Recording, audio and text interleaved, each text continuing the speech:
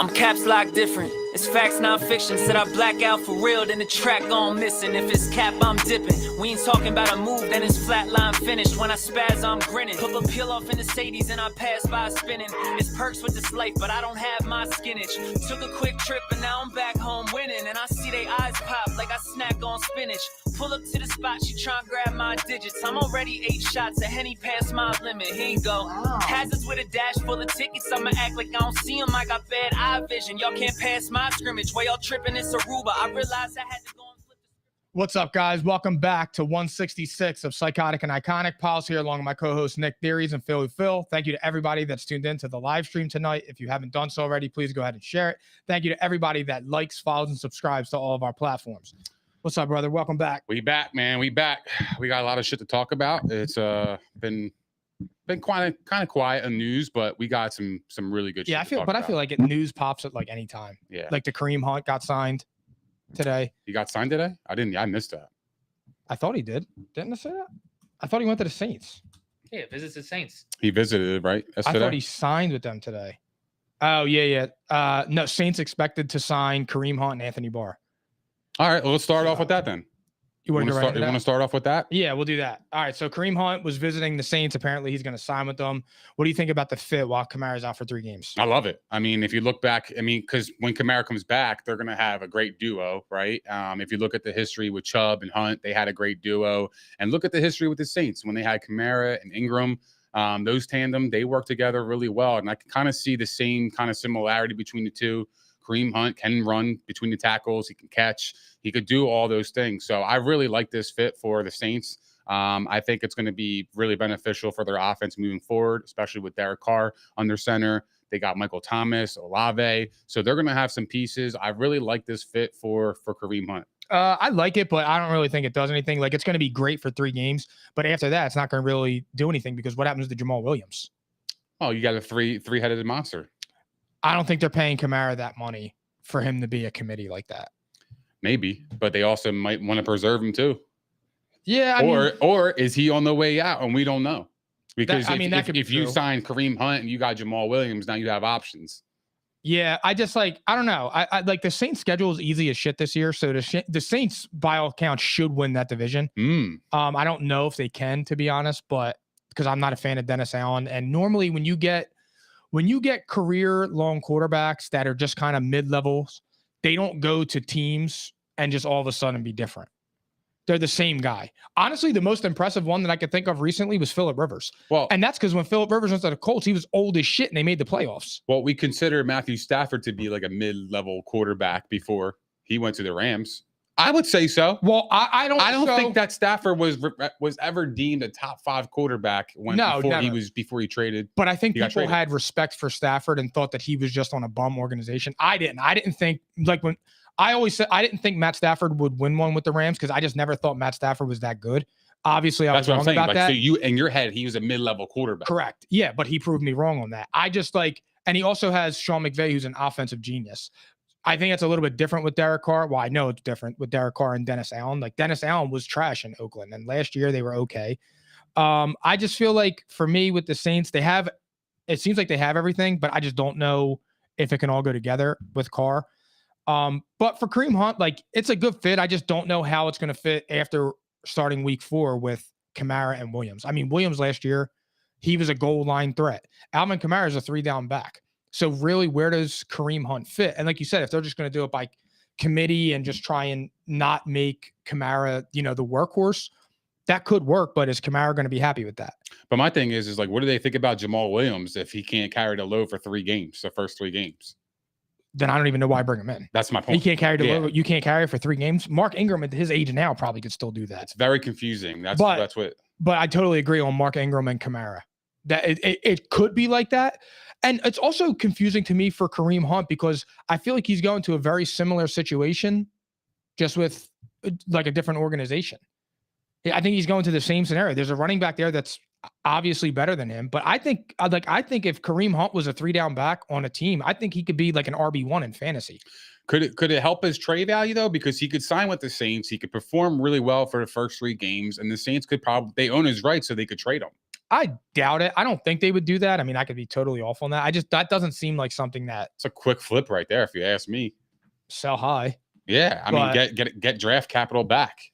Yeah, You I have just don't Jamal know. Williams. I mean, I don't know. Somebody's going to be out. But here's my thing though. In saying that, why wouldn't a team like the Jets or Miami sign Kareem Hunt? Because they probably have Dalvin Cook on the horizon. But if they could get Kareem Hunt for cheap, Kareem Hunt's good.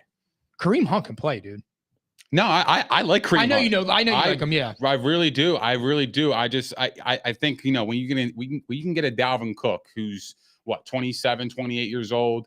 I know he had a down year last year, quote unquote, but I think when you can get a dynamic runner like that in the open market, I think you're going to put all your chips into that. But why not? If you're Kareem Hunt, is what I'm saying. Why not wait? And if Dalvin signs with Miami, then go with the Jets. Or if he signs with the Jets, go to Miami. That's where I'm. Because maybe this could be Kareem Hunt's last opportunity to really show that he could be a starter. Because if he holds his own for the first 3 weeks with the Saints and he puts up 100 yards a week, I think it could open up the opportunity for next year for him, and maybe possibly this season. Maybe he's midway through. He's like, yo, I want to get traded. I want to get an opportunity to start because I can do this. And he doesn't have a lot of wear and tear. Adrian Peterson did it. Remember when he went to the Saints? He got traded. I forgot he was. Yeah, I know. I did too. Which is crazy. But like when I'm thinking about it, I'm like, yo, I remember when he went there, then he got traded. He wanted out because he wanted more opportunity. Maybe Kareem Hunt feels the same way, but this is a really good opportunity for him to get start for the first 3 weeks and see what he could do and put some good tape out for a team that could want him next year. However, but it still goes back to me with like the Jamal Williams thing. Like if Kareem Hunt is good between the 20s, that's great. But when you get down in the red zone, it's probably going to be Jamal Williams' role. It's funny that you say that though, because I thought that would be Nick Chubb's role in Cleveland, but it felt like as it got closer to the goal line, it was more Kareem Hunt. Because Nick Chubb did all the work. Right. So now I'm saying if Kareem Hunt does all the work, you're going to put the power guy in and he's going to score the touchdowns. And I feel like that would be the same thing with Kamara. Look, I don't hate it because if you can add a dynamic runner to your running back group, I mean, look, the more the merrier. Because in this league, anybody can get hurt. Like if Jamal Williams, just gets hurt, now you have Kareem Hunt and you have Kamara. You know what I mean? So I don't hate the crowded running back room when you had that much talent, because I think now you have options. Yeah, no, all three are good. I actually think Kamara could be on his way out, to be honest with you. That's an interesting take. He could be well on his way out. I mean, the Saints might not want to pay him for long term. And Kamara's name alone is going to hold weight. It's going to hold more weight in a trade. And like you said, if Kareem Hunt's out there for 3 games and he's giving you 100 yards on the ground and he's giving you 4 or 5 catches, you may move Kamara because you can get more capital from him. Right. And then you roll with Hunt and Williams. So that actually is a really interesting take there. Just because I think Kamara's draft stock or his stock right now is a little low because of all the allegations he has off the field. Yeah, it's just his name right now is going to give more. But however, I lost my train. But if they put the legal shit behind him and he could get back into the field and he's back to where he was, I think his trade value is going to go way up.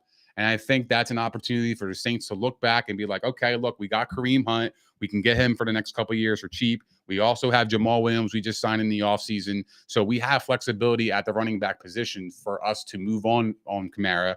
And I don't want to pay him, $13-14 million a year, because I have 2 other running backs and I could put that money to another position. And the Saints need picks. So, yeah, I mean, look, if we look at the running back position, it's being devalued as we talk, and I feel like this is an opportunity for the Saints to actually kind of get out of that contract somehow. Yeah, that's I'm looking forward actually to that now because I really like that take, to be honest. I just didn't think of it that way. I was just, like I said, I was confused because I'm like, why would Kareem sign there in the first place? And then it's just like the other part of it is it's too packed back there. But like I said, it is. But I mean, look, if you could showcase yourself for the first 3 games, I mean, look, you might put out some good tape over there, and you're kind of betting on yourself for somebody else to come scoop you along the way. Like I kind of see that as an opportunity for him to showcase his skills to other teams. That's kind of how I see this opportunity because Jamal Williams and Kamara being there, it doesn't make any sense. You're probably right because that makes the most sense. That's the most logical sense out of all. Yeah, but it's not always logical in the NFL. We know that. Yeah, for sure. All right. So the NFL top 10 players list was released. Phil, can you pull that up for us so we could go through that and see who made it, who should have made it? Do you have any issues with it and things like that? My computer died, so now I have to wait for this to lock. I have to wait for this to. You got your charger? Yeah, but that wasn't on. Oh. All right, we back. Okay, it is. All right, on let's now. go. So All this is pulled up. Okay, so number 1 is Patrick Mahomes. Obviously, number 2 is Justin Jefferson. Number 3 is Jalen Hurts. 4 is Nick Bosa. 5 is Travis Kelce. 6 is Joe Burrow. 7 is Tyreek Hill. 8 is Josh Allen. 9 is Micah Parsons, and 10 is Chris Jones. What one sticks out to you the most here? Truthfully, I think it's Justin Jefferson at number 2. Because how do you constitute a wide receiver being the second best player in the league?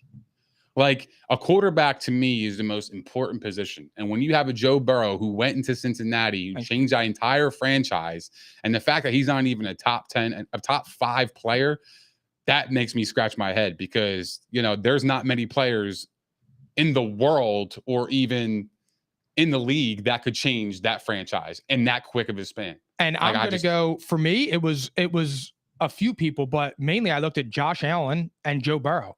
On what planet is even Travis Kelce, Nick Bosa, or Justin Jefferson for that matter? On what planet are they more important to their team than Josh Allen and Joe Burrow? Josh Allen is literally the Bills. I'm not mad at the Travis Kelce being top 5, and here's my reason why. He missed 1 game since his rookie year. He's been on the field. He's a 2-time Super Bowl champ. He's second all time in pretty much every single statistical category and tight end position.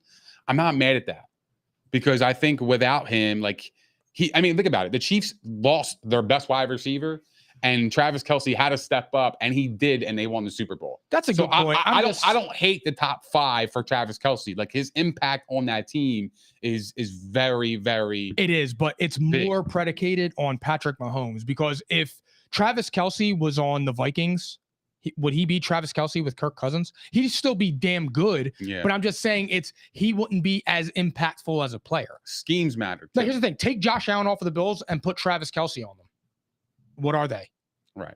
That is how I'm viewing it. Okay. And then you're going by importance. I'm going by importance. And I like that too. I don't mind it. That's why I had Joe Burrow at number 2. It's the top 100. I mean, you're saying that these are the top players, and that's okay that all those other guys are in there. Like Micah Parsons at 8. That's so ridiculous. That's so ridiculous, dude. Hassan Reddick had a better year than him. Parsons was 9. Yeah, no, I get that. He was number 9. Hassan Reddick had a better year than Micah Parsons. What about Myles Garrett? Yeah, where's Myles Garrett? Yeah, that's a good one too. But I think Parsons does, like, Myles Garrett to me is always going to be in a defensive player of the year conversation. He is year in and year out, but I think Parsons does a lot of other things better, in my opinion. Maybe he might. I mean, he could rush the passer. He can cover. He can stop the run. Like, he does a lot more things than just specifically rush the passer. Well, my thing is Hassan Reddick had 35 solo tackles, 16 sacks, 5 forced fumbles. Micah Parsons had 42 solo tackles, 13 and a half sacks, and 3 forced fumbles. So, I mean, what are we doing? It's just, you know what it was? Micah Parsons got off to a hot start, and everybody started calling him Lawrence Taylor. And do you know where Hassan Reddick was on the top 100 list? He was low as shit. 48. Yeah. So that's what I'm talking about. Because if you did a blind reveal and you put those stats next to each other, and Hassan Reddick is player A and Micah Parsons is player B, you're taking 3 more sacks and 2 more forced fumbles and losing the 7 solo tackles. The only thing I would say about that, the reason why that's a big disparity between the number 9 spot and the 48 is because Parsons has been doing it for the last 2 years. Ever since he got in the league, he's caused havoc. And I'm not saying Hassan Reddick didn't either, but this was really Hassan Reddick's coming out party this year, I would say, in my opinion. So, but for me, though, give me the coming out player over the second year player, because you're telling me in his coming out year, he performed better than a guy in his second year when you should progress.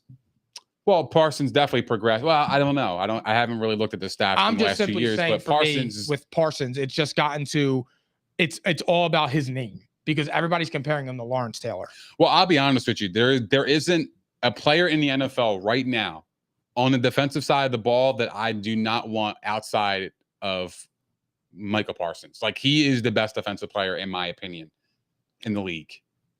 Like, I just do. Like when I watch him, when I watch the Dallas Cowboys play defense, he is the one person that just jumps out the screen.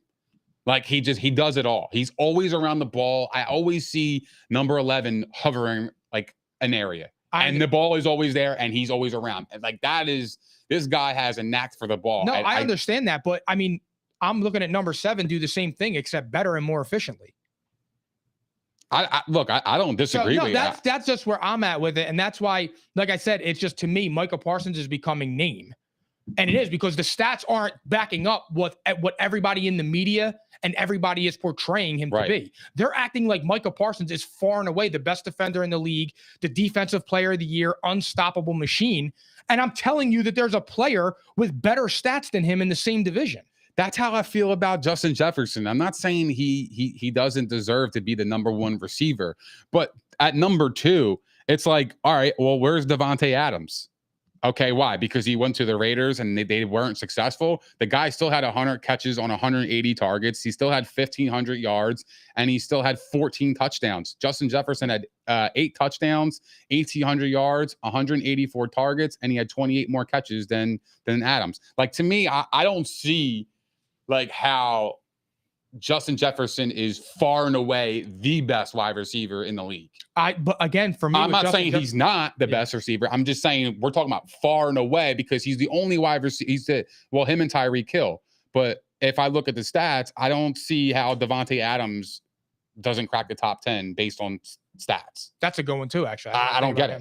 He had 14 touchdowns, and Justin Jefferson and Hill combined had 15. So he had 1 less touchdowns than 2 of the top 10 wide receivers or players in the league. Yeah. I don't not get for that. Nothing. Look what happened with Davante Adams last year. Davante Adams was playing with a quarterback that got benched. Right. And then he was playing with Jarrett Stidham. And he played up really good stats. Kirk Cousins is great, but Kirk Cousins is an adequate quarterback. He still put up great stats. He averaged 15.2 yards per catch, which is more than Jefferson and Hill. So I have a problem with that. Yeah. I will say that. And I'm like I said, I think Justin Jefferson is the best wide receiver, but so do I. At number 2, I just you're saying you would take Justin Jefferson over everybody in the league, and I'm saying not named Patrick Mahomes. Yeah. And I don't believe that, because if you surveyed 100 GMs right now, not one person, like Patrick Mahomes is off the board, not one would take Justin Jefferson. I know whose players voted, so I get it, but I don't understand it at the same time. The players play, they don't watch. Right. So that makes a little bit of sense. And it's a popularity contest too, I kind of feel 100%. Because Hassan Reddick isn't a sexy name.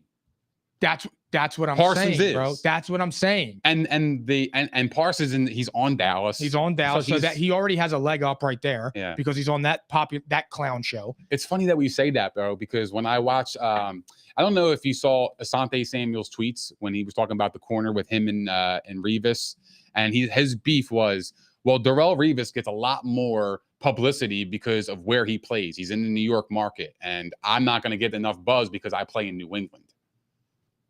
So, I mean, not for nothing. I understand it though. Yeah, no, I get it. Like publicly, you're going. Yeah, you're more marketable when you're in New York. Now, Papa Broad just said this on there. He said, "What about Cooper Kupp?"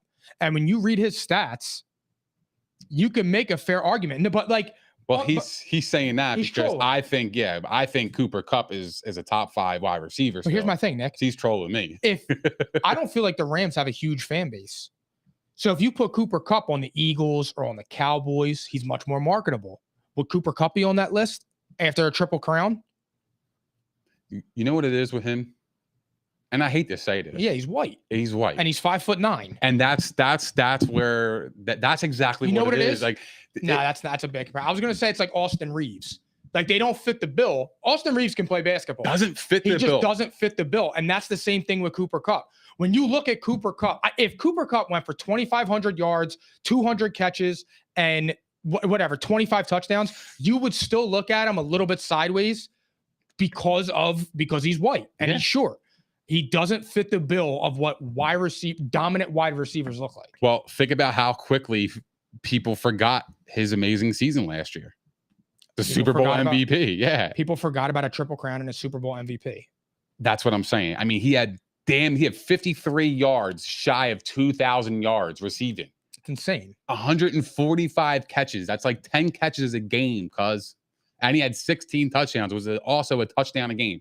Every time the Rams played, this guy was scoring a touchdown. You know how fucking hard that is? Every time. Teams are game planning against you to prevent you from scoring. These are professional athletes and professional minds in a professional football league. And you are out there scoring week in and week out. How funny That's was it amazing, to dog. go to fantasy a little bit? We used to laugh because you would look at his projection. It would be 30 points. It was like 27 points. It was insane. 28 points. And he was getting over it. Yeah, he was getting like 32, 33. You could pencil him in every week for 30 points. Guy was amazing. So yeah, I agree with you. Yeah, to me, it comes down to that.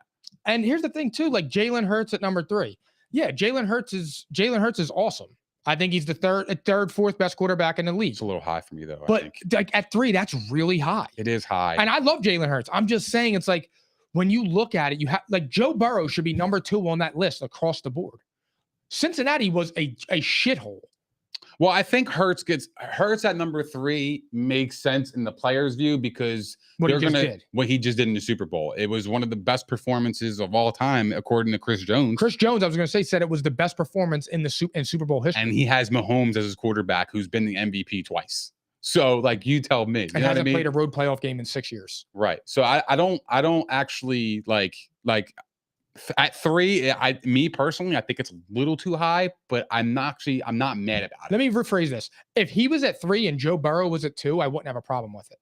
Because to me, entering the 2023 season, those are the 3 best quarterbacks in the league. I don't know. It's tough, man, because we're going by success, and I get it, and success is everything.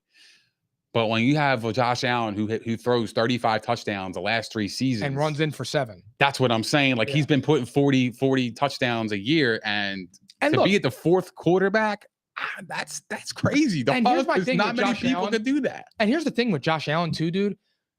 His team isn't loaded. I'm dead serious here. They're not. They have Stephon Diggs, who's a top 5 wide receiver by most people's account. But that's it. But they don't have a strong wide receiver too. They don't have a strong running back. They don't have a strong offensive line. Their defense is good. Yeah. But my point is like with Josh Allen, the Bills can't win unless Josh Allen's great. That's why he has to run. If Josh Allen is good or very good, the Bills are not winning a Super Bowl. Right. The only way for the Bills, as currently constructed, to win a Super Bowl is for Josh Allen to be great. That's why when he makes mistakes are so major. Correct. Because the team isn't good enough to overcome them. And when you have, like, here's the thing. Joe Burrow makes a lot of mistakes. Joe Burrow throws 14 interceptions a season. But Joe Burrow in those moments and in those spots they're not as bad as Josh Allen's. Right. And the rest of Joe Burrow's team is good. He has a better wide receiving core. He has a better running game. So Joe Burrow can, and the defensive coordinator, Lou Arenamo, has that defense always making adjustments in the second. Yeah, no, he's so fantastic. Joe Burrow, there are different ways for Joe Burrow to make up for those bad plays. Right. And it's Josh Allen isn't afforded that same opportunity. And that's what does suck for Josh Allen. It's just, but like I said, Josh Allen that low is insane. And I'm not even like a Josh Allen guy like that. And you know that. I mean, everybody who watches this knows that. But like to have Nick Bosa more important than Josh Allen, that's crazy. Justin Jefferson, like no way. No way. Who's not on the top 10 that you think should be? If you had to if there's one player that you just think. It could be a quarterback. It could be honestly, anybody. Devontae Adams. Truthfully. Devontae Adams. Yeah, I don't think there's 10. I'm right with you. I don't think there's 10 players in the league, no matter the position, better than Devontae Adams. I kind of want to say Eckler or CMC. Oh, I think they're wildly slept on. I mean, I get the position. Look, everybody's going to devalue their running backs, and I get it. That's the popular thing to do. But there's not one running back on the top 10. I mean, if you look at Christian McCaffrey's impact on San Francisco, right? Yep. Like he was excellent there. Look at the impact of Austin Eckler. The guy is excellent, dude. Like, and the funny thing is that people tell me, oh, well, Austin Eckler, he didn't have 1,000 yards rushing. Well, the guy only ran 204 times. He also had 9,000 targets. And he averaged 4.5 yards a carry. He had 107 catches on 127 targets. Like, what do you want him to do? So he's a dual threat in everything. So to me, to not have a dual threat up there that runs and catches and runs between the tackles is fucking blasphemous. You know who else? That you could argue? Derrick Henry. Derrick Henry is the entire Titans offense. I got one for you that might not be popular, but what about Lane Johnson? The guy hasn't given up a fucking sack in like 5 years, dog. Like, yeah, that's a good one too. That's the most amazing. Like, he is literally flawless at his job.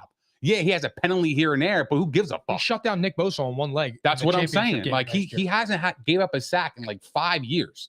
Like, that's like 80 games of not giving up a sack against the best pass rushers in the world. That's crazy to me, bro. Like, that slept on for me. I'm actually Googling the last time he gave up a sack. I think it was 2017. He hasn't given up a sack since November 22nd, 2020 against the Cleveland Browns. 2020? Oh, yeah. I was way off then. 3 years. I mean, bro, we were still wearing masks. Yeah, we were. That's crazy. That was the last time he gave up a sack. That's perspective right there. So, I mean, that it's just like Lane Johnson's a really, really good one. I love that. I mean, that's that. It's not a sexy pick, you know what I mean? But like, you put up any pass rusher against Lane Johnson the last 3 years, they're not touching our quarterback. He's playing his position the best you could possibly play it. And you have Kelsey. I mean, Kelsey's not a top 10, but Kelsey's awesome too. Kelsey's let up like 1 or 2 sacks in the last 3 years. Right. So no offensive line love. So it's very to me, but there's a defensive line. There's 2 of them. Yeah. And one, I just gave you somebody that's not as big as a name that had better stats. Like Nick Bosa against Lane Johnson. What did he do? And he's number 4. So what is Lane Johnson got to do? And not for nothing, but Hassan Reddick's stats are right on par with him too. Yeah. With Nick Bosa. Like, what did Parsons do against Johnson? He didn't do anything. Nothing. So that's where I'm like, yo, that is actually that's some real shit. Yo. Nick Bosa had 41 solo tackles, 18.5 sacks, and 2 forced fumbles. So he had 6 more tackles than Hassan Reddick, 2.5 more sacks, and 3 less fumbles forced. Like, Lane Johnson at 41 to me is fucking criminal. It doesn't make any sense. It's criminal. Oh, you know what? I actually remember him putting the notes emoji. That's what he did? That's what he did on Twitter. I do remember that now. Oh, wait. I do see that. He put the notes emoji, which he's got a point. He does absolutely has a point. He's got a point. We just mentioned everything. He said, okay, well, like with this and the notes emoji. 41 is crazy. He wasn't even ranked in 2022. So there's 40 players in the league better than Lane, a guy that hasn't given up a sack in 3 years. No, thank you. Doesn't make any sense. But speaking of the Eagles and not making any sense, Carson Wentz is back in the lab. He puts on his Eagles helmet, his Commander's jersey, and Philly Phil, pull this up, and his Colt shorts. Yo, I saw. Do you think there's a team that could help him revitalize his career? Nah, yo, hold on. Pull this up real quick. This might be the best post in Instagram history. Fam, this is fucking insane. How awesome is this?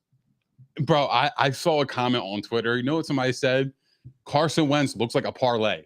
And I fucking started crying, bro. I started crying. Somebody commented that? He looks like a parlay. And I looked at him, I'm like, yo, he really does. And here's the thing. Your last leg always sucks, and his legs are some shit. Yeah, for real, bro. But, all right, so let's dissect this a little further here. I think he's brilliant. You think he's brilliant? I think he's brilliant. Please dive in this, because I think he's an asshole clown. But go ahead. Subtle reminders are key. And if an injury happens in training camp, he just put his name out there. Not saying that everybody's going to give him a chance or anything like that. He's experienced. He's played in games before. If somebody goes down, why not call Carson Wentz? I got a big problem with the caption. Back in the lab. Back in the lab. Yeah. Motherfucker, it's August 8th. Where the fuck have you been? See what I mean? So you forgot about it. That doesn't mean, just because he wasn't posting doesn't mean he was in the lab. He was just coming back onto Instagram and letting you guys know. But why? Like, you're not back in the lab. You've been back in the lab. But the context just doesn't make any sense. I'm back in the lab, bro. It's August 8th. Training camp already kicked off. Now you're back in the lab. No, to me, that sends off bad. Stop taking it literal. I am. I have to. If you liked Carson Wentz, you wouldn't have this same thing. I have to take it literal, dog. The guy's wearing an Eagles helmet, a Commander's jersey, and Colt shorts. He's experienced. He's experienced. Back in the lab. He's back in the lab. I disagree, man. I think this guy's an asshole clown, yo. I think what is he doing? He knew that this outfit was going to create buzz, and hence the reason why we're talking about it right now. Nick, one of the most polarizing figures was the president 7 years ago, and he has shown you that any press is good press. That's true.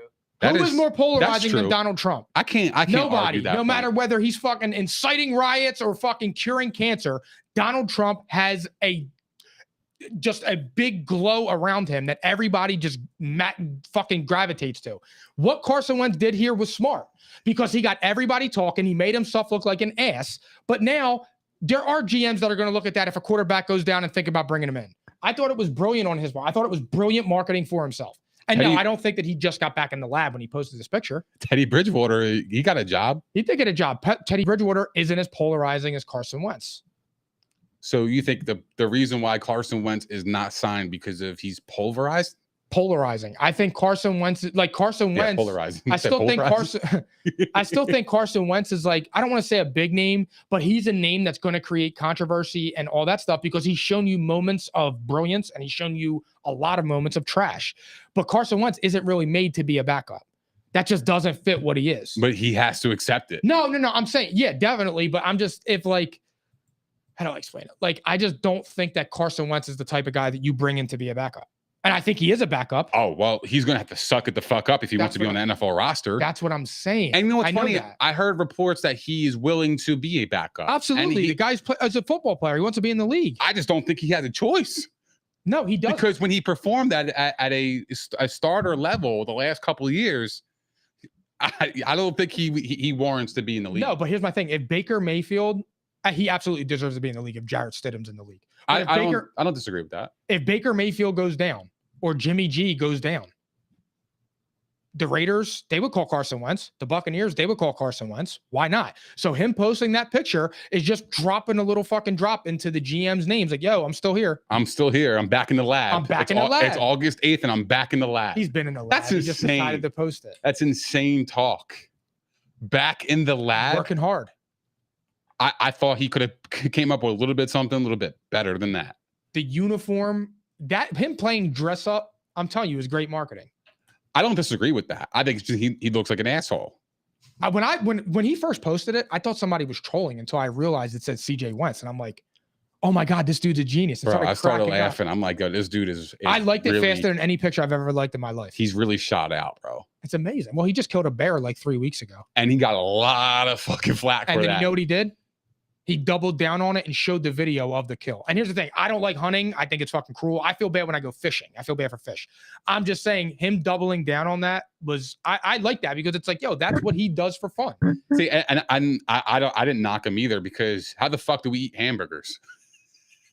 Yeah, I mean, I love. Someone's got to do it. Yeah, how do we eat chicken? How do we have wings? How do we have all these things? I mean, we kill animals. It's what we do. I don't say I agree with it, but that's two things. That's nature. One, I almost said the most pause thing ever. I was going to say, yeah, I love meat. So good thing I caught myself on that. When you watch this tomorrow, you'll see me pause up. And then number two, I'm the same way. I do. Like, I love steak and all that, but I can never go out and sit in a tree and kill a deer. Nah, I'm too impatient. And I can't sit there for impatient. Nah, it is for me, bro. Phil, could you hunt? I could, but I think I would find it boring. Boring, okay. Right? No, it's boring because it is a lot of waiting. Like you just said, yeah. like my boss, he goes hunting and everything. And I will blow a cone. He's oh, no doubt. No, he's quite literally standing still up in a tree for 7-8 hours. Yeah, like that's boring. Yeah. Like I don't understand that. I'm just saying, even if the deer was there in 5 minutes, I could never like get a bow and arrow or a gun and kill it and then walk up to it and take its guts out. That doesn't interest me. That wasn't, but that's. I could blow its mid off. I wouldn't even. You just weren't brought in that culture. Like where Correct. We came from, we never went hunting. It is a culture thing. Yeah, like that's more of like a more like I don't know, people that live in the woods. Yeah, they say shit like that. it's like a The mountains. religious thing and stuff like that. But like I can never just like stand over a dead deer like, oh my God, I can't wait to go home and cook you, and then hang your head in my fucking grandpa's room. Yeah, but of course he got a lot of flack for it because it's Carson Wentz. He gets flack for everything, and it's true. It is true. I get it. But even though I just crushed him for what he's wearing, because I think he's an asshole clown. I think he's crazy. I think he's a marketing But genius. it's actually really smart. Now you brought it up, the marketing point. I don't disagree with that. Here's the thing. It's horrible. Somebody's going to get injured. Unfortunately, somebody's going down. Look, it happened when here's a perfect example. Who you just said his name, he got picked up.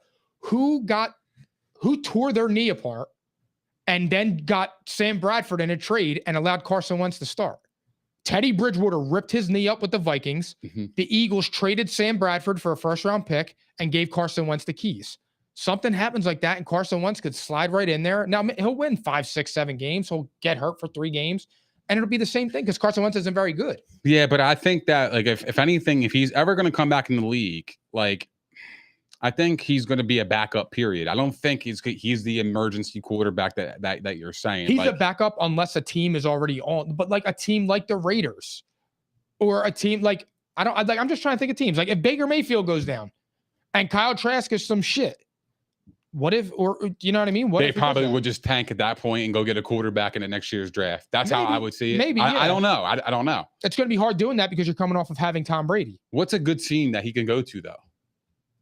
Like, just name one team that you think that would be a really good fit for Carson Wentz to revitalize his career. Truthfully, but it doesn't. it actually doesn't work because of the quarterbacks they have. This is a good question because here's one. If Russell Wilson goes down, I watched Sean Payton lead Jameis Winston to a 5-2 record. His touchdowns were up. His interceptions were down. Sean Payton could get some milk out of Carson Wentz. Damn, really? You like that? Absolutely. My other team was going to say the 49ers. And the only reason I said that, the only other reason I said that was because I feel like Carson Wentz has talent. He just needs an offensive guru. Okay. But here's the problem with Carson Wentz. He can't get out of his own way. Perfect. I'm so happy you said that. That is the problem. That's the problem with Carson Wentz. He can't get out of his own way. But to me, he needs to be on a team with an offensive guru. Baker Mayfield was trash with the Panthers. He looked all right against. I watched him hang 50 points on Denver on Christmas. Okay, so let's go. My team for you for Wentz, it's the LA Rams. Look at Baker Mayfield. He completely revitalized his whole entire career, and he has an opportunity to start for the Tampa Bay Buccaneers this season. Why? Because of how he played in the minimum time that he played last year with the Rams. He played excellent. Came back on the fourth quarter, showed 98-yard drive. In 48 hours he was on the plane. Yep. Like flew out on Tuesday and played on that Thursday. Changed his whole career, and it's given him a golden opportunity in Tampa. This is what Carson Wentz needs. He needs something that happened. The ball bounces way. He takes advantage of the opportunity, and then possibly next season somebody could actually believe in him. He's still a young guy. He still has talent. I don't knock Carson Wentz's talent. The talent was always there. It was just he was never consistent enough for me to like put all my eggs in one basket and put Carson Wentz as my guy. It just remains to be seen, dude. He had filled when he got injured. He was voted the #1 player in the league by his peers. His backup came in after he did all that work all season, was going to win the MVP. His backup came in, won the Super Bowl, won Super Bowl MVP. They put a statue of him. They built a shrine in his locker. Do you know how hard that is to mentally recover from that? I get it. I don't care if you're the most mentally strong person in the world. That is not easy. And he never got back because he started pressing. But that happened in like 2017, dog. And he never recovered. Turn the page. He never recovered. You got to read a new book. You know what I mean? Like it's time that the chapter's over. You got to move on. It is. It's like, but he's never going to be what he was. He's had the opportunities. He just didn't take full advantage of them when they were presented. But I just think the Rams will be a fantastic opportunity for him. Truthfully, he needs an offensive guru. Look at Baker. That is the prime example. And I feel really bad for Baker because I think Baker's in for a we'll get into that. We'll talk about it. And then because I think the Buccaneers can win that division. So Mama Paul says Steelers. Okay. I like Kenny Pickett, Mama. Okay. I'm a fan of Kenny Pickett. I think the Steelers make the playoffs this year. Ressie says the Bucks. The Golfar says the XFL. Wow. Rusty says Baker going to be benched by week 2, then Wentz will be there. Wow. Okay. That's a pretty good prediction. I don't hate it. I'm a Baker fan. That if I have Baker and Carson Wentz on the same team. Oh my God. You know, it sucks too. Cause like I started to root for the Bucs because of Brady, but goddamn, they have Baker. And if they get Wentz, I'm really never going to root for them again. The Bucs are going to surprise people. You think so? We'll talk about them next week or 2 weeks, but yeah. That's an interesting take though. Carson to the Buccaneers. Yeah. Something's going to happen. I'm thinking about the photo a lot more, and I'm like, damn, like I actually don't disagree with your take about the marketing thing. See what it I mean? Actually really is fucking genius. See, here's the problem, bro. And we talk about this a lot, you and I. You think I say shit just to say shit. I don't. And I don't just say shit just to say shit. I don't think that, though. I think with me, it's just like my feelings are so wrapped up. Like when I see Carson Wentz, I kind of cringe. I'm like, I fucking hate this guy. Like, I know it's just an emotional thing for me. Like, I just... Like to me, like when I see his name, I hate him. I think he's trash. I think he's a bum. I think he runs away from like real life shit. Like I don't fuck with him, bro. I don't know, man. That whole Foles thing just kind of rubbed me the wrong way, bro. Like as a competitor, like bro, like I get it. I understand it. That is a tough thing to swallow because like I don't think we'll ever see that ever again. Nah. And that's the most Philly way to win your first Super Bowl. It's fucking crazy, but like that, bro. That was Carson Wentz's city, his team, everything. Everybody loved him, and it got ruined. To this day. A lot of Eagles fans still have like a soft spot for him. I still do. I still root for the guy. I don't. Fuck that guy, man. You gotta have more love in your heart. I do have love in my heart, but like I couldn't tell. But like we saw him in Indianapolis, which.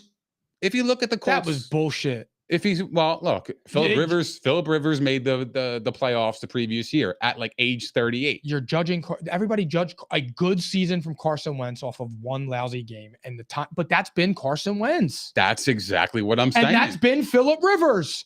When it mattered most, the dude couldn't do it. So thank you so much for proving my point. That is one player that I wish that won the Super Bowl because he was so damn deserving.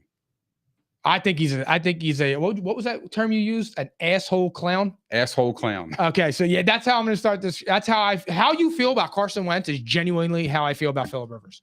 See, I don't, because when Phillip Rivers tore his ACL, went into Indianapolis, Colts were the #1 seed. They were 14-2 that year. They went into Indianapolis with a torn ACL and he won and he upset the Colts. Bro, that is fucking. But that's, and you know who holds the most you know who has the most losses by a 1 seed in playoff history?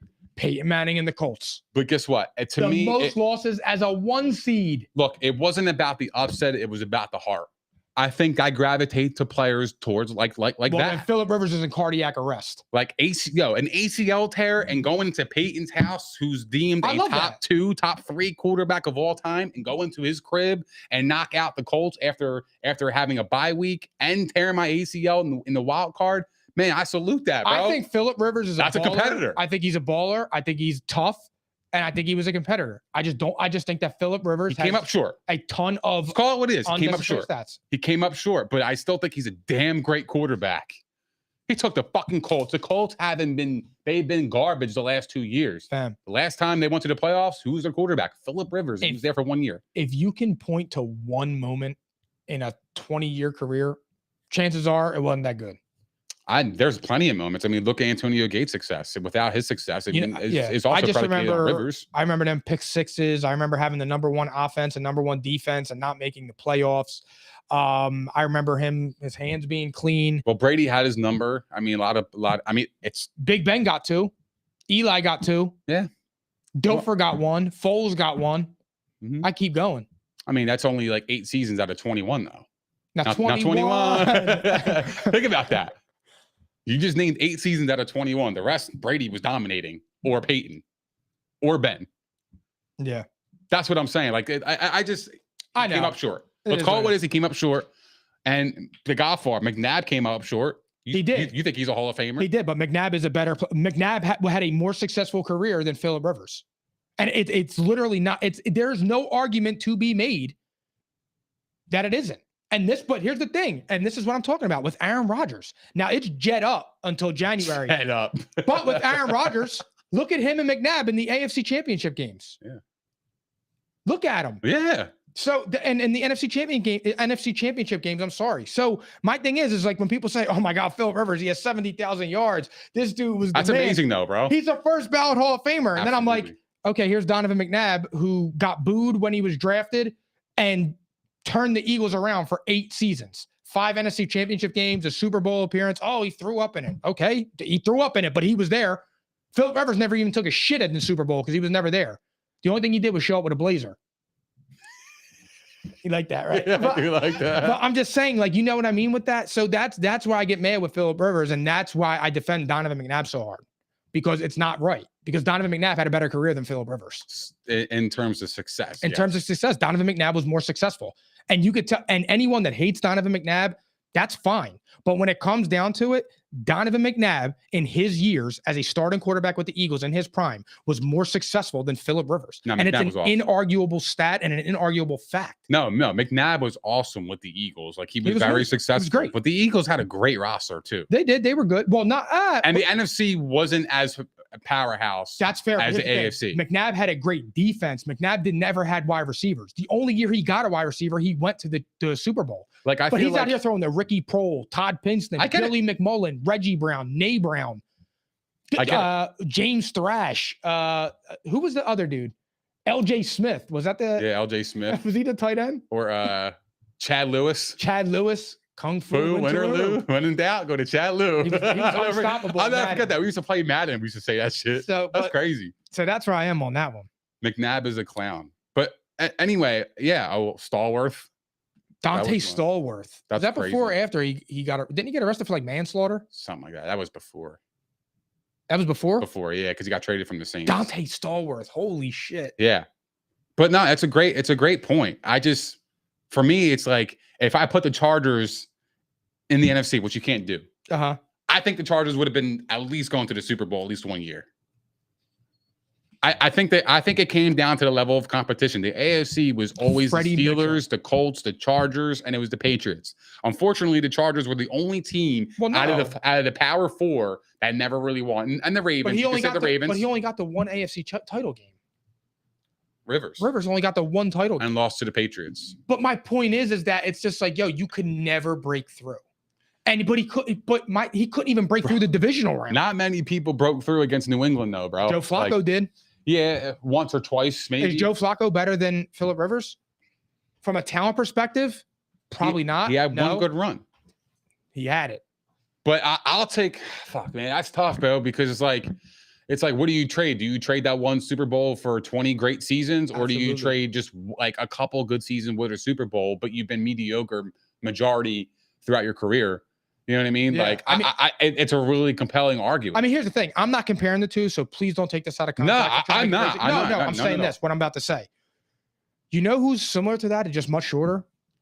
Mark Sanchez. Mark Sanchez has an impressive playoff resume. Yeah, but he beat Brady and Manning in the same playoff.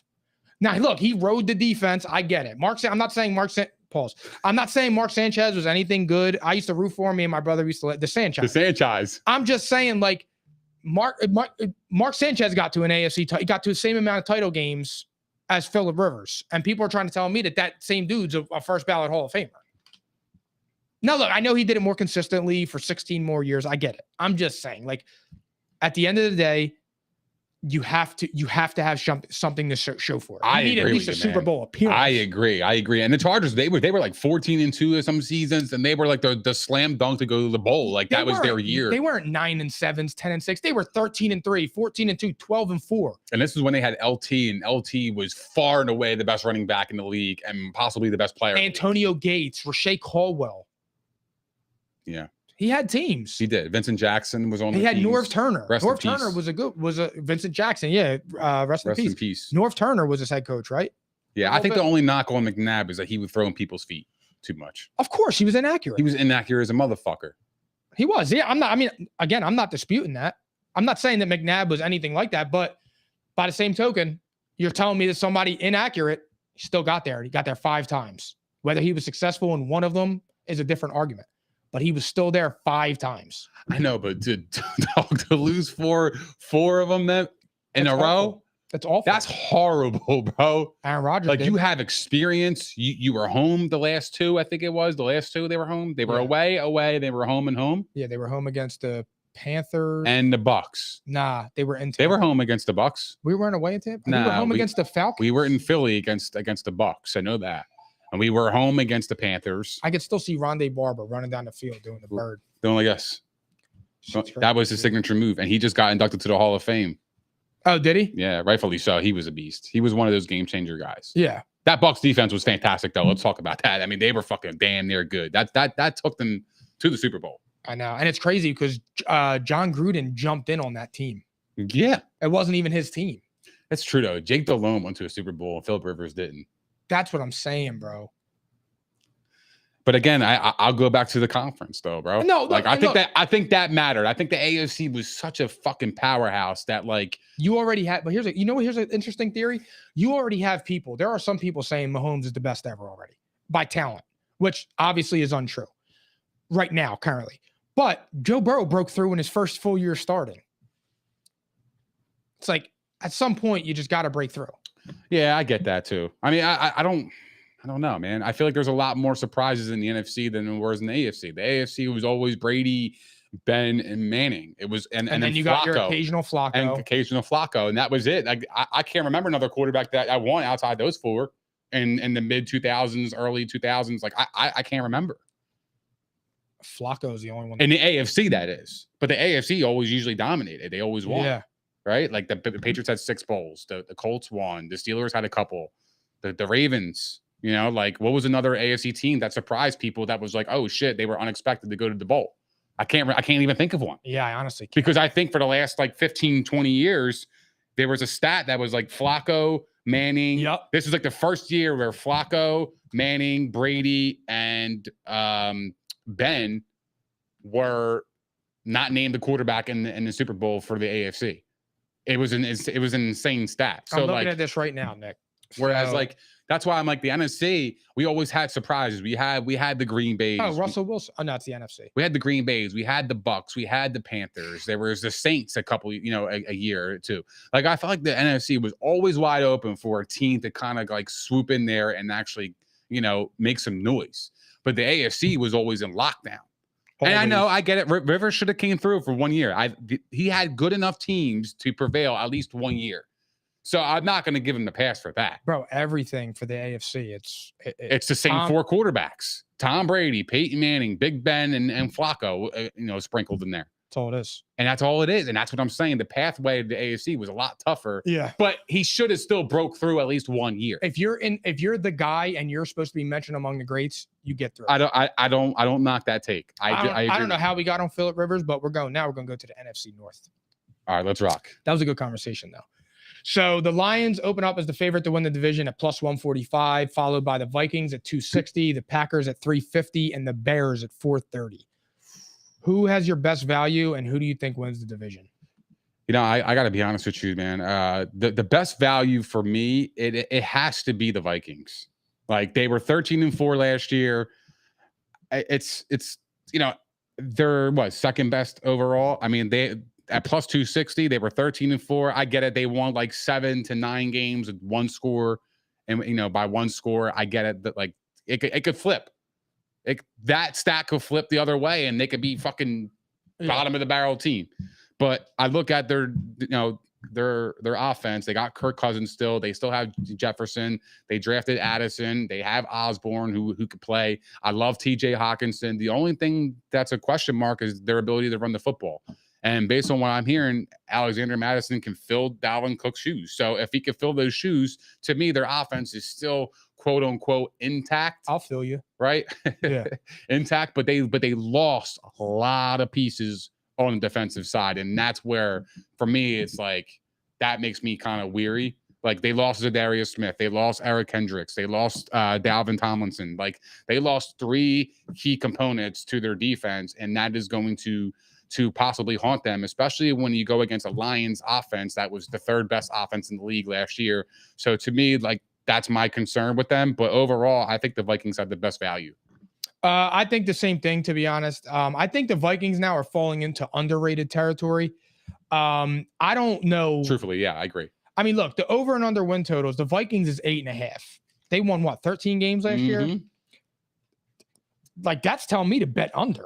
Me too. I mean, you're talking you're a 5-game under. I'd say at the list. I mean, that's crazy. Alyssa took the Vikings to win the division. And you know what else is crazy? And here's the thing. So I think the Vikings are the best value. Like, they're the best value. Yes, when I first looked at it, it was the Vikings. But when I'm looking at these stats, the best value would be the Packers. The Packers won 8 games last year with Aaron Rodgers. They're running back that same team, and they only moved a half game back in that win column. That makes no sense to me. That makes no sense to me that the Packers are 7.5 win total. So you got them. So you think the Packers are the best value? I think that based on that over under win total coming out of Vegas, the Packers are the best value far and away. But they also had the harder schedule too. They do. And that plays right into my theory of they have a hard schedule. They have a rookie quarterback. And you're telling me that they have the same win total as last year? I don't understand that. Rookie veteran. Yeah, I guess you could say that. Yeah. A 20-year vet like Aaron Rodgers. I don't think Aaron Rodgers is washed. He didn't play well last year. And then you have the Lions at 9.5. That's high. Like, I can't even remember. When's the last time the Lions had a 9.5 over under win total? 1960? Yeah. So, I mean, but like, I would bet the over. So, as currently, I think the Bears, that's a coin flip. Just off of instinct, I would bet the unders. The Lions, 9.5. I think that's a high line. I would bet the over on that. The Packers at 7.5. I would bet over on that as well. Because I think I don't understand the discrepancy between you're going from Aaron Rodgers to Jordan Love. You're running back the same team. And you're telling me that Aaron Rodgers is only worth a half game less, but he goes to the Jets and their win total went up 2.5 games. So then with that, and then with the Vikings at 8.5, I would bet under. And then, but for me, that's tricky, but that's how I would do that. So your best value is the Packers. Absolutely. All day long. I don't hate it. All day long. But they got the hardest schedule. That wasn't the only thing. That wasn't my first choice. My first choice was the Vikings until I just saw that you posted that win total. And it's not. But the other one, like I said, a 13-win team is only at 8.5 wins. Sorry. Not buying that at all. I thought that was kind of crazy too. But when I looked at their schedule last year, they had like 9 games where they won by 1 score. 11 or less. It was 11 games. 11. But by the same token, too, they added. I know they lost pieces on defense, but they added Brian Flores. Brian Flores is a good defensive mind. Coach, but they lost a lot of pieces. That's going to. No, I'm saying, but Brian Flores will have will have them schemed. Yeah, no, I think he'll put them in good position for sure. I just think that when you lose a lot of pieces like that, it's tough. You know what I mean? Especially your 3 of the top defensive players that you had a year before, they're gone. So what do? You got to go to, you got to look elsewhere. So are those players able to step up? I don't know. I don't see that. I don't think they're winning the division, and we'll get to that. The Vikings. I got you. But I think they're the best value in terms of, I mean, I'm getting a 13-win team from previous year, and I still have Justin Jefferson, who everybody voted the number 2 fucking player in the league. It doesn't make any sense. Yeah, that's a great point to circle back to that. That's a great point. To me, it doesn't make any sense. So I'm pretty sure we're both going to have the same team to win the division. I'm going on record. I'm only choosing them because I'm rooting for this team second to the Eagles because I love Dan Campbell. Yeah, me too. And I want to see Jared Goff succeed. I want to see Dan Campbell succeed. And I want to see the Detroit fans go to a playoff game and enjoy that. So I'm taking the Lions. Honestly, my favorite, I thought the Vikings were going to win it. That was my pick. But like I said, after reading those lines and what makes sense in my head logically, that's a high over and under for the Lions. That's telling me they think the Lions are the real deal. And the Lions have a lot of expectations on them, which I think come back to haunt them. And I've said that on like 10 episodes prior to this. A lot of expectations that I hope they don't crumble under, but I'm going with the Lions because I'm just rooting for them to win. This division to me is almost like a don't overthink it division. Like, I don't know. That's how I see this division. I like what the Lions did. I know they kind of reached on Gibbs and they signed Montgomery, but like, I like those additions because you lost Swift and you lost Williams. So to me, I think Gibbs is going to be a stud. Montgomery is he can pound the rock between the tackles. He's going to be an excellent addition for him. Gardner Johnson, Cameron Sutton, Emmanuel Mosley.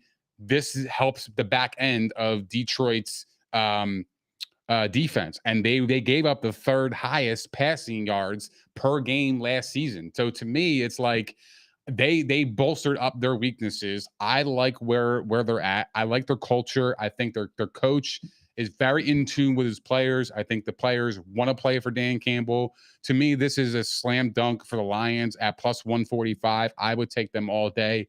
I'm not going to overthink this one. I think the Lions are clear and far the best team in this division, and I think their schedule actually kind of helps them out too in a way. Like I think Green Bay's got the hardest schedule. I think, and along with the Vikings, and Detroit's schedule is it's Detroit's a good team. They're a good team. They're a good team. Like let's go down their schedule. They play the Chiefs. I think they're beating the Chiefs week 1. I'm on record. I have a parlay going. They're beating them. First game of the year, the Lions. Bet them? Yeah, I bet them. I took my fuck. I took a parlay, a 12-team parlay. I got the fucking Lions in that motherfucker the first game. I think they're going into Kansas City. I think they're biting the caps off, and I think they're calling it a fucking day and saying, "Yo, we're here." I love the bet because the whole world's going to bet the Chiefs, like because of the ring ceremony.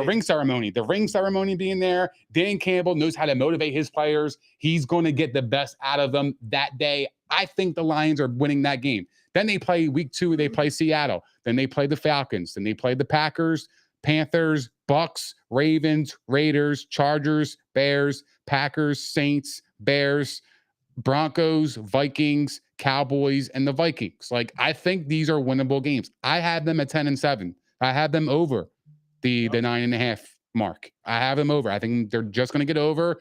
I think they're a dangerous team. I think their offense is really good. I think they're going to get better as the season progresses. Yeah. But I like them opening night. They played well last year. The problem was they got off to such a slow start because they didn't have their defense figured out at all. If the Lions beat the Eagles last year, we're having a different conversation with the Lions because I think their momentum is going to keep building. Yes, it would have shifted. It would have shifted because it would have been like the Eagles season after that. They weren't really close with anybody. That was one of the best games. I think that was one of the Eagles' toughest games. And it was the Lions. I think this is what's going to happen against the Chiefs. I think they're going to run into a hungry team that's going to be pissed off that you're celebrating a ring right now because Dan Campbell knows how to motivate his players. Yep. I think this is a bad recipe for the Chiefs. I really do, man. I love it, dude. I like the Lions. I know their schedule is a little tough, after all the names I rattle, but they're a good team too. Do you have over or under 2.5 teams making the playoffs out of this division? I got under. So do I. I think it's just a division winner. I think it's going to be just the Lions. I have just a division winner. But I think it's going to be the Lions to win it. I think they're the only division. I think they're the only team going to make it. Let's go to fantasy a little bit. Let's go to over under. Did you do the over unders yet?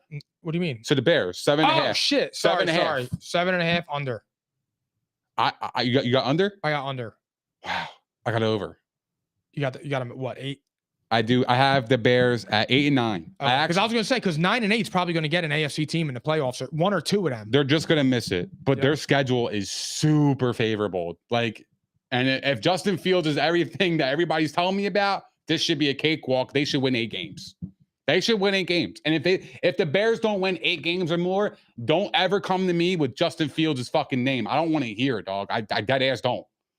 I don't want to hear Justin Fields' name if he can't win 8 games. Well, it'll only be a second season. I don't give a fuck.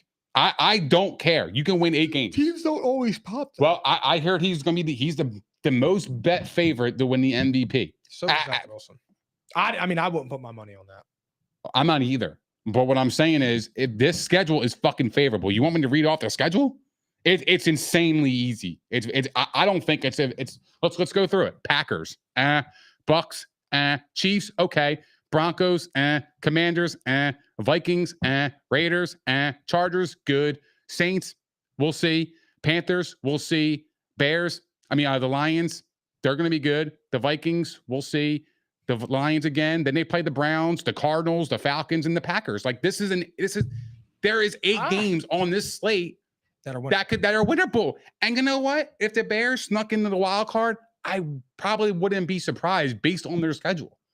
Like to me, they have maybe 4 or 5 hard games, but that's also going off of projection right now. So you don't know what teams are going to be good. Like I think the Commanders are going to be better than people think. I do too. You think the Browns are going to be better than people think. What if the Saints have an easy ass schedule? So what if the Saints are rolling in confidence and they go up in there and do something like that? It could, but the last 3 games is really favorable for the Bears to possibly sneak in the end because they play the Cardinals. The Falcons, we'll see. I like the Falcons this year, but by next year, by the end of the season, who knows where they stand? The Falcons went from the sleeper team to everybody talking about them. I hate it. And I'm mad about it because I loved the Falcons last year when we were talking about Lamar possibly Jackson, going there. And I'm like, this team is fucking good, dog. I know. And I just feel like, I don't know what it is, but like I said, they went from like sleeper team to like everybody acting like they're going to run away with the division. And I'm just like, yo, pump the brakes. Because you have pump the brakes on that Costa Rica trip. For real. Because you have Desmond. You don't know what you have at your most important position. So, but all right. So you have over on the Bears. I have under. I have over on the Lions. You have over on the Lions. I'm going to say under on the Packers, even though I think you should bet the over on it, but I just don't believe it. The Goffar has the Bears winning division. Wow, that's interesting. But anyway, the Lions I have over 9.5. Packers I have as under. I got the Packers at 6-11. I went through the schedule. I was kind of rattling off wins and losses. I had 6 wins for them. Yeah, I would say 6 is 6. 6-11, and you know what? Like, that's okay. Like, that's a good season. Allow Jordan Love to have some growing pains. Like, if you're expecting him to come out and be like a fucking all-star quarterback, let's damper the expectations a little bit. Let him grow and learn by playing. This is his first chance of playing. Yeah, I know he learned from Aaron Rodgers, but that doesn't always translate to everybody else. Some people learn differently. What if he learns by playing? Right? Yeah. So I don't know, and Dave has the Vikings. What do you have for the Vikings? I have under. Over 8.5. I don't like that line. I have the over. I think this team can win 9 games. I have them at 9-8. That is a little low, and that's what scares me. Yeah, so I'm reading it. As a betting man, I would take the under just because it's so low. I mean, going 13-4. Then I meant to say, no. I meant to say I'm taking over. Yeah, I'm sorry. I'm taking over, even though I don't like that line because that line is that I'm giving them the money. They're too good to me to be at 8.5. You have the second best player in the league, right?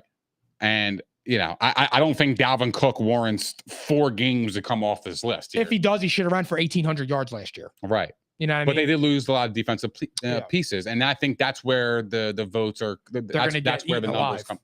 Yep. So you have under 2.5 teams to make the playoffs. I do too. Who's your favorite fantasy player in this division? It's Amon-Ra St. Brown, man. This guy's a machine. 146 targets last year in Detroit. That offense was ranked 3rd overall last season. And I think the opportunities are going to be there for him all season long. I think he's going to feast again. The easy answer is Justin Jefferson. I'm still going to roll with it here, but I was actually looking into Amon-Ra, but I thought you were going to say him because I know that's your guy. And I didn't want to have the same answer. But here's the reason why I love the Amon-Ra angle. And I know it may not be popular because Justin Jefferson's such a big name. They're going to score more.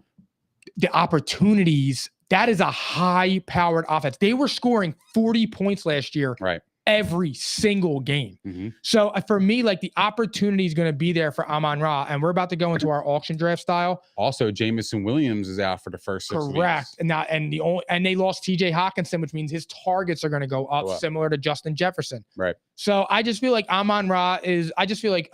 Justin Jefferson is always going to be that pick, but I love the Amon-Ra pick because I think that that pick holds a lot of weight. Oh, don't get me wrong. If I had Justin Jefferson or Amon-Ra on the board, I'm going to take Jay Jettas. Of course, but I'm just saying, like, I'm naive. But here's the thing. But the person I love that fits my fantasy team is Amon-Ra. I think Amon-Ra has top 5 upside in wide receiver. Oh, absolutely. I think he's going to hit the top 5 too. Absolutely. So do I, because like I said, they're a potent offense. He's fucking good, man. Yeah. He gets open. That's for sure. All right, last thing before we get out of here. Pounce or bounce? Pounce or bounce? Fantasy auction draft. Tua Tagovailoa, $10. Bounce. I don't trust the whole concussion thing. I like Miami as a team, but I have my reservations. Yeah, I think Miami misses the playoffs this year. I think Tua, and then I have a feeling that it's not going to go as planned to Miami, and I worry about Tua, and it's just not worth the aggravation. I would argue they're the team that nobody's actually really kind of talking about because of their division, but it's okay. We'll get there. Yeah, we go. Deshaun Watson, $12. I'm pouncing on this. I think the upside for me is what I am going to pounce on for this. It's the upside. I'm bounce. Really? I don't want him.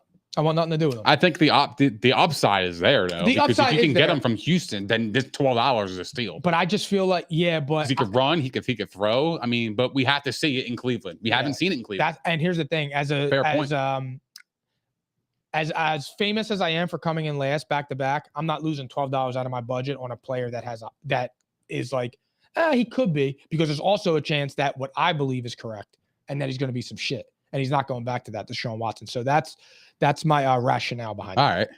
Bijan Robinson, 65. I'm bouncing on that, bro. I don't believe in the motto of paying $65 for a rookie running back. I've never been in that space. I'm bouncing on it because I just don't believe. Come on, fam. This segment is fucking heat. I'm out on Bijan because I don't know what the Falcons are doing. I don't know what the team's going to be, and they had a 1,000-yard rusher last year. I keep saying it, and I'm either going to be really right or really wrong. There is no in between. I just don't think that Bijan Robinson is going to set the league on fire. Look, I put it like this. He has two other capable, viable options right beside him that are already familiar with the offense, and he has a runner, a run dominant guy, and a pass dominant guy. So where does he fucking fit?